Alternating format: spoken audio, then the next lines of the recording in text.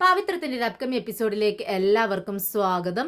അങ്ങനെ വിക്രം വളരെ തിടുക്കപ്പെട്ട് വീട്ടിലേക്ക് കയറി വരുന്നുണ്ട്. രാജേട്ടനും കൺമണിയും അനയൻകുട്ടനൊക്കെ ഹാളിൽ ഇരിക്കുകയാണ്. കൺമണിയോട് വിക്രം ചോദിക്കുന്നുണ്ട്, എന്തിനാ എന്നോട് ഇത്രയും പെട്ടെന്ന് ഇങ്ങോട്ടേക്ക് വരാൻ പറഞ്ഞത്?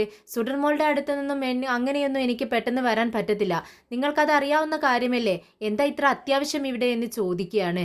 ഉടനെ തന്നെ രാജേട്ടൻ പറയുന്നുണ്ട്, വിക്രം, നാളെ കൺമണിയെ പെണ്ണ് കാണാനായിട്ട് ചെറുക്കൻ വരുന്നുണ്ട്. ഇത് കേട്ടതും വിക്രം പറയുന്നുണ്ട്, അതിനെന്താ പ്രശ്നം? നിങ്ങൾ എന്തിനാ ഇങ്ങനെ മൂഡ് ഓഫ് ആയിട്ടിരിക്കുന്നത് കൺമണി? അച്ഛനും വളരെ ടെൻഷനാണല്ലോ. എന്താ രാജേട്ടാ, ചെറുക്കൻ നല്ല ചെറുക്കൻ തന്നെയല്ലേ എന്ന് ചോദിക്കുകയാണ്. ഉടനെ തന്നെ രാജേട്ടൻ പറയുന്നുണ്ട്, വിക്രം, ചെറുക്കന് കുഴപ്പമൊന്നുമില്ല, BA വരെ പഠിച്ച ചെറുക്കനാണ്, നല്ല ജോലിയുണ്ട്.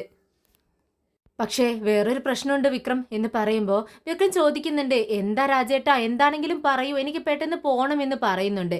ഉടനെ രാജേട്ടൻ പറയുന്നുണ്ട്, അല്ല, കൺമണിയുടെ അച്ഛൻ പറയുന്നത് പെണ്ണ് കാണാൻ ചെറുക്കനിവിടെ വരുന്ന സമയത്ത് വിക്രം വീട്ടിലുണ്ടാവാൻ പാടില്ല.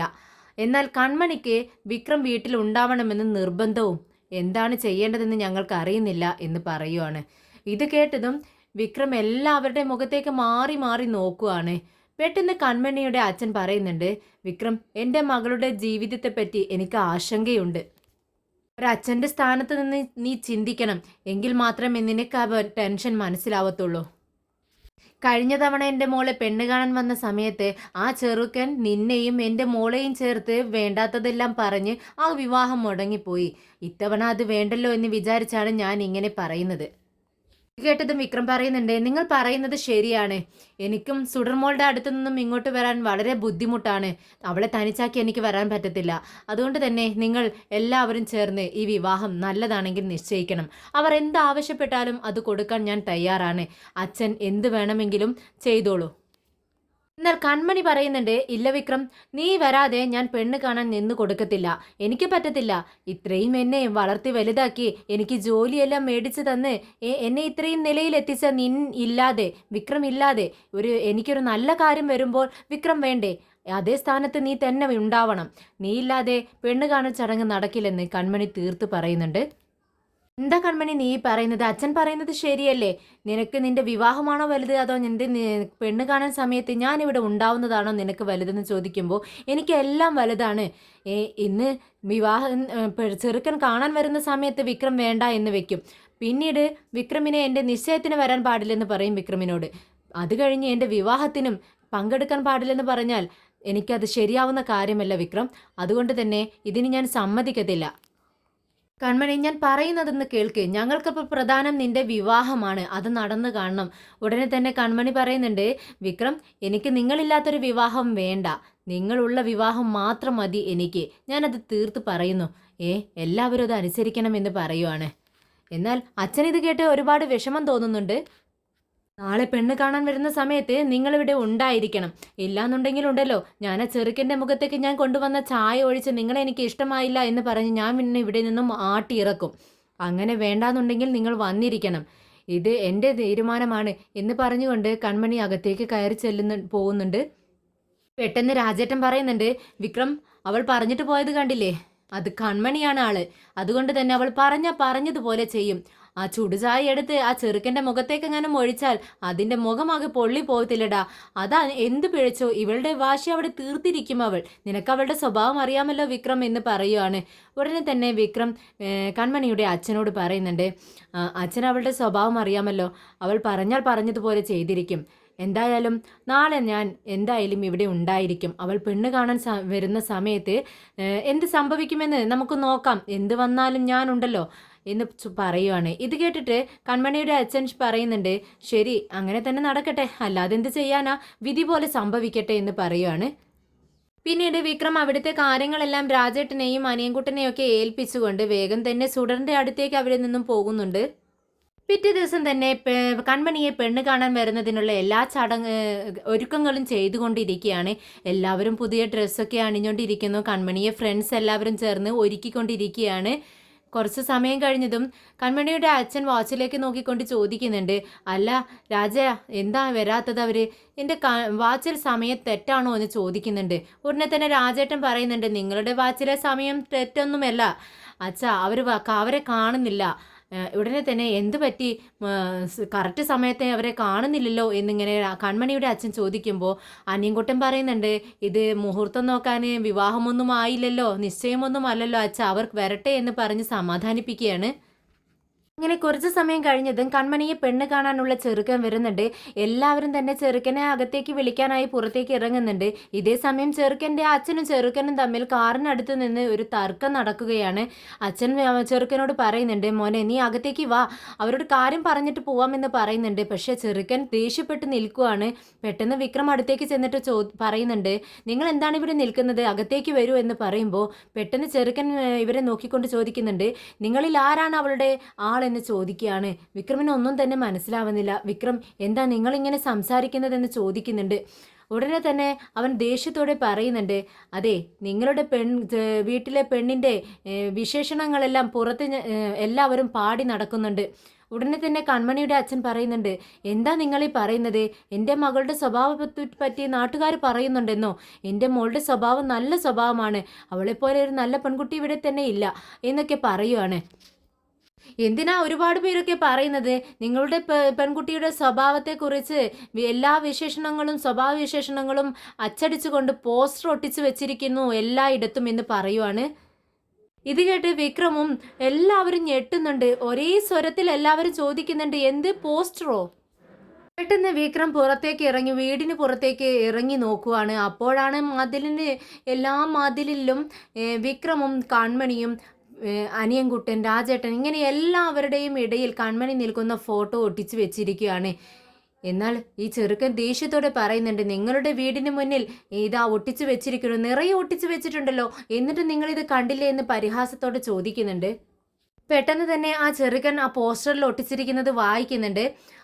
ഈ വീടിനകത്ത് 4-5 ചെറുക്കന്മാരോടൊപ്പം താമസിക്കുന്ന കൺമണിയെക്കുറിച്ചാണ് അതിൽ എഴുതിയിരിക്കുന്നത്. അങ്ങനെ തെറ്റായി വായിക്കുന്ന സമയത്ത് വിക്രം പറയുന്നുണ്ട്, ഇല്ല സാർ, ഇല്ല, ഞങ്ങൾ അങ്ങനെയല്ല, ഞങ്ങളെല്ലാം അവളുടെ ബ്രദേഴ്സാണ്, ഞങ്ങൾ അവളെ അങ്ങനെയാണ് കണ്ടിരിക്കുന്നത്, ഞങ്ങളുടെ പെങ്ങളാണ് അവൾ, നിങ്ങൾ വിശ്വസിക്കണമെന്ന് പരമാവധി അവരോട് പറയുന്നുണ്ട്. പക്ഷേ അവയാൾ സമ്മതിക്കുന്നില്ല. വിക്രം ഓടിച്ചെന്ന് അവിടെ പോസ്റ്ററിൽ മതിലെല്ലാം ഒട്ടിച്ചു വെച്ചിരിക്കുന്ന എല്ലാ പോസ്റ്ററുകളും കീറി കളയുന്നുണ്ട്. പെട്ടെന്ന് തിരിച്ചു വരുവാണ്. എന്നാൽ കൺമണി അകത്തു നിന്നും ഓടി വരുന്നുണ്ട്. ഇതെല്ലാം നമ്മുടെ കൺമണിയുടെ പണി തന്നെയാണ് കേട്ടോ. പാവം വിക്രമിന് ഇതൊന്നും അറിയത്തില്ല. കൺമണി ചിരിച്ചുകൊണ്ടാണ് ഓടി വരുന്നത്. ഇവരുടെ അടുത്തെത്തുമ്പോൾ പെട്ടെന്ന് മുഖം ഗൗരവത്തിൽ സംസാരിക്കുകയാണ്. എന്താ വിക്രം, എന്താ ഇവിടെ ഒരു ബഹളം എന്ന് ചോദിക്കുകയാണ്. കൺമണിയെ കണ്ട് ചെറുക്കൻ ചോദിക്കുന്നുണ്ട്, ദേ വന്നല്ലോ മഹാറാണി. ഉടനെ തന്നെ വിക്രം പറയുന്നുണ്ട്, നിങ്ങൾ കാര്യം അറിയാതെയാണ് സംസാരിക്കുന്നത്. ഉടനെ ചെറുക്കൻ പറയുന്നുണ്ട്, എന്താണ് കാര്യം അറിയാനുള്ളത്, ഇനിയൊന്നും അറിയാനില്ല. നിങ്ങൾ ഈ വീടിന് മുന്നിൽ ഒട്ടിച്ചു വെച്ചിരിക്കുന്ന പോസ്റ്ററുകളെല്ലാം കീറിക്കളഞ്ഞു. പക്ഷേ ഈ നാടു മൊത്തം ഇതിങ്ങനെ ഒട്ടിച്ചു വെച്ചിട്ടുണ്ട്. അതിനെന്ത് നിങ്ങൾ സമാധാനം പറയും, അതിനെന്ത് ഉത്തരം നൽകുമെന്നാണ് ചോദിക്കുന്നത്. സാർ, നിങ്ങളെ ആരൊക്കെയോ പറഞ്ഞ് തെറ്റിദ്ധരിപ്പിച്ച് വെച്ചിരിക്കുകയാണ്. ഞങ്ങളുടെ വീട്ടിലെ പെൺകുട്ടി നല്ല സ്വഭാവമുള്ള പെൺകുട്ടിയാണ് സാർ, വിശ്വസിക്കണമെന്ന് വിക്രം കെഞ്ചുന്നുണ്ട്. പക്ഷേ ആ ചെറുക്കൻ പറയുന്നുണ്ട്, സാർ, നാട്ടിലെല്ലാം ഇത് ഒട്ടിച്ചു വെച്ചിരിക്കുന്നു. ഇങ്ങനെ നാട്ടുകാർ കാണുക ഇങ്ങനെ ഒട്ടിച്ചു വെക്കണമെങ്കിൽ ഇതിലൊരു സത്യമില്ലാതെ അങ്ങനെ ചെയ്യത്തില്ലല്ലോ. എന്തായാലും എനിക്ക് ഈ പെണ്ണിനെ വേണ്ട. നിങ്ങളിൽ ഒരാളായി ഒരു പുരുഷനായിട്ട് കൂടിയിരിക്കാൻ എനിക്ക് ഒട്ടും തന്നെ താല്പര്യമില്ല എന്ന് പറഞ്ഞുകൊണ്ട് ആ ചെറുക്കൻ അച്ഛനെയും അമ്മയും ബന്ധുക്കളെയൊക്കെ വിളിച്ച് കാറിൽ കയറ്റിക്കൊണ്ട് അവിടെ നിന്നും പോകുന്നുണ്ട്. വിക്രം അവരുടെ പിറകെ ചെല്ലുന്നുണ്ട്. പ്ലീസ് സാർ, ഒന്ന് പറയുന്നത് കേൾക്കണം എന്നൊക്കെ ഇങ്ങനെ വിക്രം പറയുന്നുണ്ടെങ്കിലും അതൊന്നും കേൾക്കാൻ കൂട്ടാക്കുന്നില്ല അവർ പോയതും നമ്മുടെ കൺമണി വീണ്ടും അഭിനയം തുടങ്ങുകയാണ്. വളരെ വിഷമത്തോടുകൂടി ഇങ്ങനെ ചോദിക്കുകയാണ്, വിക്രം, എന്താ ഇത്, നാട്ടിലെല്ലാം പോസ്റ്ററുകൾ ഇത്തരത്തിൽ മോശമായ പോസ്റ്ററുകൾ ഒട്ടിച്ചിട്ടുണ്ടെന്നാണല്ലോ അവർ പറഞ്ഞത്, ഇത് ആരായിരിക്കും ചെയ്തതെന്ന് ചോദിക്കുകയാണ്. ഉടനെ തന്നെ വിക്രം പറയുന്നുണ്ട്, എനിക്കറിയില്ല കൺമണി, ഇത് ആരാണ് ചെയ്തതെന്ന് എനിക്കറിയില്ല. ഉടനെ തന്നെ കൺമണിയുടെ അച്ഛൻ പറയുന്നുണ്ട്, ഒരു കാലത്ത് ഞങ്ങൾക്ക് ജീവിക്കാൻ വകയില്ലാത്ത സമയത്ത് നിന്റെ കാലിൽ ഞങ്ങൾ വന്നു വീണു, നീ ഞങ്ങളെ രക്ഷിച്ചു. പക്ഷേ ആ ആൾ തന്നെ ഞങ്ങളെ തെരുവിൽ നിർത്തുന്ന ഒരവസ്ഥ വന്നല്ലോ വിക്രം എന്ന് പറയുവാണ്.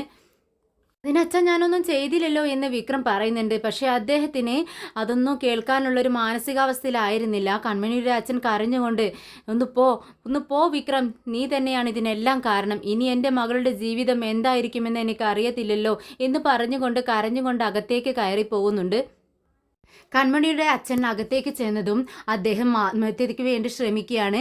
പെട്ടെന്ന് കതക് അടച്ച് അകത്തു നിന്നും കുറ്റിയിടുന്നുണ്ട്. രാജേട്ടനും അനിയൻകുട്ടനും ഒക്കെ വന്ന് കതകിൽ തട്ടുന്ന സമയത്ത് അദ്ദേഹം ഒന്നും തന്നെ മിണ്ടുന്നില്ല. അവരെല്ലാവരും ആകെ പേടിക്കുന്നുണ്ട്. കൺമണിയെയും വിക്രമിനെയൊക്കെ വിളിച്ചു വരുത്തുകയാണ് അവർ. എന്താണെന്നറിയത്തില്ല, കൺമണിയുടെ അച്ഛൻ അകത്ത് കയറി വാതിൽ തുറക്കുന്നില്ല എന്ന് പറയുവാണ്. എങ്ങനെ കൺമണി കരഞ്ഞുകൊണ്ട് വിളിക്കുന്നുണ്ട്, അച്ഛാ വാതിൽ തുറക്ക് വാതിൽ തുറക്ക് എന്ന് പറയുന്ന സമയത്ത് അകത്തു നിന്നും ഒരു സൗണ്ടുമില്ല. പെട്ടെന്ന് എല്ലാവരും ചെന്ന് ജനലിലൂടെ നോക്കുന്ന സമയത്ത് അദ്ദേഹം ഫാനിൽ കുരുക്കിടുന്നത് കാണുവാണ്. അങ്ങനെ വിക്രം പെട്ടെന്ന് തന്നെ ഡോറ് ചവിട്ടി തുറന്ന് അകത്തേക്ക് കയറുന്നുണ്ട്. അദ്ദേഹത്തെ പിടിച്ച് താഴേക്ക് ഇറക്കുന്നുണ്ട്. എന്നിട്ട് വിക്രം ചോദിക്കുന്നുണ്ട്, എന്താ അച്ഛാ ഈ ചെയ്യുന്നത്? നിങ്ങൾ എന്ത് പൊട്ടത്തരമാണ് ഈ കാണിക്കുന്നതെന്ന് ചോദിക്കുകയാണ്. ഉടനെ തന്നെ കൺമണിയുടെ അച്ഛൻ പറയുന്നുണ്ട്, ഇനി എന്തിനാണ് ഞാൻ ജീവിച്ചിരിക്കുന്നത്? എൻ്റെ മകളുടെ ജീവിതം ഇങ്ങനെയായില്ലേ? ഇനി അവളുടെ ആരാണ് വിവാഹം കഴിക്കാൻ വരുന്നത്? നാട്ടിലെല്ലാം പോസ്റ്റർ ഒട്ടിച്ചു വെച്ചില്ലേ എൻ്റെ മകളെക്കുറിച്ച് ഇങ്ങനെ ഒരു തെറ്റായ കാര്യം? എല്ലാവരും അറിഞ്ഞില്ലേ എന്ന് ചോദിക്കുകയാണ്. ഉടനെ തന്നെ വിക്രം പറയുന്നുണ്ട്, അത് തെറ്റാണെന്ന് നമ്മൾ അവർക്ക് ബോധ്യപ്പെടുത്തി കൊടുക്കണം. അല്ലാതെ ഇങ്ങനെ മരിക്കാൻ വേണ്ടിയാണ് നിൽക്കേണ്ടത്. അവൾക്ക് നിങ്ങൾ മാത്രമേ ഉള്ളൂ ഈ ലോകത്തെന്ന് ചോദിക്കുകയാണ്. ഉടനെ തന്നെ കൺമണിയുടെ അച്ഛൻ പറയുന്നുണ്ട്, ഇനി എന്താണ് തെളിയിക്കാനുള്ളത്? ഒന്നും തെളിയിക്കാനില്ല.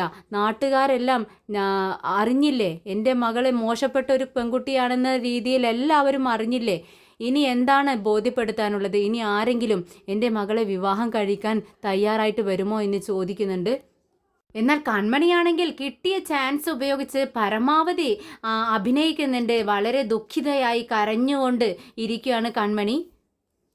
പെട്ടെന്ന് ഇവരുടെ ഈ ബഹളത്തിനിടയിലേക്ക് നമ്മുടെ വിജിയും സുഡർമോളും കടന്നു വരുവാണ്.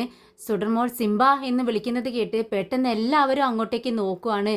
വിക്രം ആകെ ടെൻഷനോട് കൂടി അവരുടെ അടുത്തേക്ക് ഓടി ചെല്ലുന്നുണ്ട്. എന്നിട്ട് വിജയോട് ചോദിക്കുന്നുണ്ട്, എന്താ വിജയമ്മ ഇത്? ആരും കൂടെയില്ലാതെ ഇങ്ങനെ പുറത്തിറങ്ങി നടക്കാൻ പാടില്ലെന്ന് നിങ്ങളോട് പറഞ്ഞിട്ടില്ലേ? പിന്നെ മോളെയും കൊണ്ട് തനിച്ചിങ്ങോട്ടേക്ക് വന്നത് എന്തിനാണെന്ന് ചോദിക്കുകയാണ്. ഉടനെ തന്നെ വിജി പറയുന്നുണ്ട്, ഞങ്ങൾ തനിച്ചല്ല വിക്രം, ഞങ്ങളോടൊപ്പം ഗൺമാൻ ഉണ്ട്. പിന്നെ മോള് നിന്നെ കാണണമെന്ന് വാശി പിടിച്ചു, അതുകൊണ്ടാണ് ഞങ്ങൾ ഇങ്ങോട്ടേക്ക് വന്നത്. ഉടനെ തന്നെ സുഡർ വിക്രമിനോട് പറയുന്നുണ്ട്, സിംബ നീ കൺമണിയെ വിവാഹം കഴിക്കേ. ഇത് കാലത്ത് എല്ലാവരും ഞെട്ടുന്നുണ്ട്. പക്ഷെ നമ്മുടെ കൺമണിയുടെ മനസ്സിൽ മാത്രം സന്തോഷം. അവൾ ആരും കാണാതെ ചിരിക്കുന്നുണ്ട്. കൺമണിക്കും വേണ്ടത് ഇതായിരുന്നു. എല്ലാവരും കൺമണിയെയും വിക്രമിനെയും കുറ്റപ്പെടുത്തുന്ന സമയത്ത് ആ ഒരു ചിന്തയിൽ കൺമണിയുടെ വിവാഹം മുടങ്ങിപ്പോയല്ലോ എന്ന ഒരു മനസ്താപം കൊണ്ട് തന്നെ കൺമണിയെ വിക്രം ഏറ്റെടുക്കും എന്നുള്ള ഒരു ചിന്തയോടു കൂടി തന്നെയാണ് കൺമണി ഈ കളികളെല്ലാം കളിക്കുന്നത്. കൺമണി വീണ്ടും പൊട്ടി പൊട്ടി കരയുവാണ്. അത് കേട്ടിട്ട് എല്ലാവരും അങ്ങോട്ടേക്ക് ശ്രദ്ധിക്കുന്നുണ്ട്. സുഡറും അത് കണ്ടുകൊണ്ട് വിക്രമിനോട് പറയുന്നുണ്ട്, സിംബ കണ്ടോ കൺമണി ചേച്ചി എന്തുപോലെ കരയുന്നു? കൺമണി നന്നായിട്ട് കരയുന്നത് കണ്ടില്ലേ? ആ മുത്തശ്ശനും നന്നായി കരയുന്നുണ്ട്. എന്തിനാ അവരെ ഇങ്ങനെ വിഷമിപ്പിക്കുന്നത്? നിനക്ക് അവളെ വിവാഹം കഴിച്ചുകൂടെ എന്ന് ചോദിക്കുകയാണ്. ഇത് കേട്ടതും വിജിക്ക് എന്ത് പറയണമെന്ന് അറിയുന്നില്ല. വിജിയും വിക്രമും പരസ്പരം നോക്കുന്നുണ്ട്. വിജി പെട്ടെന്ന് മോളെ ശാസിക്കുന്നുണ്ട്. എന്താ സുഡർ ഇത്? വലിയവർ സംസാരിക്കുന്നിടത്ത് നീ എന്തിനാ സംസാരിക്കുന്നത്? ഇത്രയും വലിയ കാര്യങ്ങളൊന്നും നിന്നോട് പറയരുതെന്ന് പറഞ്ഞിട്ടില്ലേ? ഇത്തരം കാര്യങ്ങളൊക്കെ എന്തിനാണ് നീ സംസാരിക്കുന്നതെന്ന് ചോദിച്ച് വഴക്ക് പറയുകയാണ് വിജി. കൺമണിയും പാവം, ആ മുത്തശ്ശനും പാവമല്ലേ, അതുകൊണ്ടാണ് ഞാനിങ്ങനെ പറഞ്ഞതെന്ന് സുഡർ പറയുമ്പോൾ വിജി പറയുന്നുണ്ട്, അക്കാര്യമൊക്കെ നിന്റെ സിംബ നോക്കിക്കോളും, നീ അതിലിടപെടണ്ട എന്ന് പറയുന്നുണ്ട്. വിക്രം സോറി വിക്രം, ഇവൾ നിന്നെ കാണണമെന്ന് പറഞ്ഞ് വാശി പിടിച്ചു, അതുകൊണ്ട് മാത്രമാണ് ഞാൻ ഇവളെയും കൊണ്ട് ഇങ്ങോട്ടേക്ക് വന്നത്. പക്ഷെ തെറ്റായ സമയത്താണ്, നല്ല സമയത്തല്ല ഞങ്ങൾ ഇങ്ങോട്ടേക്ക് വന്നത്. എന്തായാലും ഇവളെയും കൊണ്ട് ഞാൻ വീട്ടിലേക്ക് പോകുന്നു എന്ന് പറയുവാണ്. ഉടനെ തന്നെ സുഡർ വിക്രമിനോട് പറയുന്നുണ്ട്, ദേ കൺമണി നന്നായിട്ട് കരയുന്നുണ്ട്, അവളുടെ കണ്ണ് തുറച്ചു കൊടുക്ക്, ഞങ്ങൾ പോയിട്ട് വരാമെന്ന് പറഞ്ഞുകൊണ്ട് അവർ രണ്ടുപേരും അവിടെ നിന്നും ഇറങ്ങുന്നുണ്ട്. പെട്ടെന്ന് കൺമണിയുടെ അച്ഛൻ പറയുന്നുണ്ട്, ദേ ആ കുട്ടി കണ്ട് ദൈവത്തെ പോലെ ഇവിടെ വന്ന് ഇങ്ങനെ ഒരു വാക്ക് പറഞ്ഞു പോയുന്ന സമയത്ത് എനിക്ക് ഒരുപാട് മനസ്സിൽ സന്തോഷവും പ്രതീക്ഷയും നൽകുന്നു എന്ന് പറയുകയാണ്. ഉടനെ തന്നെ വിക്രം പറയുന്നുണ്ട്, എന്താ സാർ ഇത്? കൺമണിയെക്കുറിച്ച് ഞാൻ അങ്ങനെയൊന്നും ചിന്തിച്ചിട്ട് പോലുമില്ല. നാട്ടുകാരെന്തെങ്കിലും പറയുന്നു എന്ന് വെച്ച് നിങ്ങളും ഇങ്ങനെയൊക്കെ പറയുവാണോ എന്ന് ചോദിക്കുകയാണ്. ഉടനെ കൺമണി നമ്മുടെ അടുത്ത അഭിനയം തുടങ്ങുവാണ്, വളരെ പാവത്താനെ പോലെ. കൺമണി പറയുന്നുണ്ട്, എന്താ അച്ഛാ ഇത്? നിങ്ങൾ നിങ്ങളുടെ മകളെക്കുറിച്ച് മാത്രമേ ചിന്തിക്കുന്നുള്ളൂ, മറ്റുള്ളവരെ കുറിച്ച് നിങ്ങൾ ചിന്തിക്കണ്ടേ എന്ന് ചോദിക്കുന്നുണ്ട് കൺമണി. എൻ്റെ വിഷമം നിങ്ങൾക്ക് ആർക്കും തന്നെ പറഞ്ഞാൽ അറിയത്തില്ല എന്ന് പറഞ്ഞ് സങ്കടപ്പെടുന്നുണ്ട് കൺമണിയുടെ അച്ഛൻ. ഉടനെ തന്നെ അവിടെ നിന്നും റൂമിലേക്ക് പോവുകയാണ്. ഇത് കണ്ട് രാജേട്ടൻ പറയുന്നുണ്ട്, കൺമണി അച്ഛനതാ റൂമിലേക്ക് പോകുന്നു, നീയും പിറകെ ചെല്ല്. പോകുന്ന പോക്കിൽ കൺമണി വിക്രമിനോടിൻ്റെ മുഖത്തേക്ക് നോക്കിക്കൊണ്ട് പറയുന്നുണ്ട്, വിക്രം, അച്ഛൻ എന്തെങ്കിലുമൊക്കെ പറയട്ടെ, ഇനി ആരും എന്നെ വിവാഹം കഴിക്കാൻ എന്ന് പറഞ്ഞുകൊണ്ട് ഒരു ചെറുക്കനെയും ഇങ്ങോട്ടേക്ക് കൊണ്ടുവരരുത്, എനിക്ക് വിവാഹമേ വേണ്ട. ഇത് കേട്ട് വിക്രം പറയുന്നുണ്ട്, എന്താ കൺമണി നീ പറയുന്നത്? നിന്റെ അച്ഛൻ്റെ വേദന നീ മനസ്സിലാക്കണ്ടേ? അദ്ദേഹം നിന്റെ വിവാഹം എത്ര ആഗ്രഹിക്കുന്നുണ്ടെന്ന് നിനക്കറിയാമോ? ഇത് കേട്ടതും കൺമണി പറയുന്നുണ്ട്, അച്ഛൻ അങ്ങനെ എന്തെങ്കിലുമൊക്കെ ആഗ്രഹിക്കട്ടെ, പക്ഷേ നാട്ടുകാരെല്ലാം പറയുന്നത് കേട്ടില്ലേ? അത് കേട്ട് ഞാൻ എത്ര വിഷമിക്കുന്നുണ്ട് നിങ്ങൾക്ക് ആർക്കും അറിയത്തില്ല. എന്തായാലും ഇനി എനിക്കൊരു വിവാഹം വേണ്ട എന്ന് പറഞ്ഞുകൊണ്ട് കൺമണി അകത്തേക്ക് കയറി പോകുന്നുണ്ട്.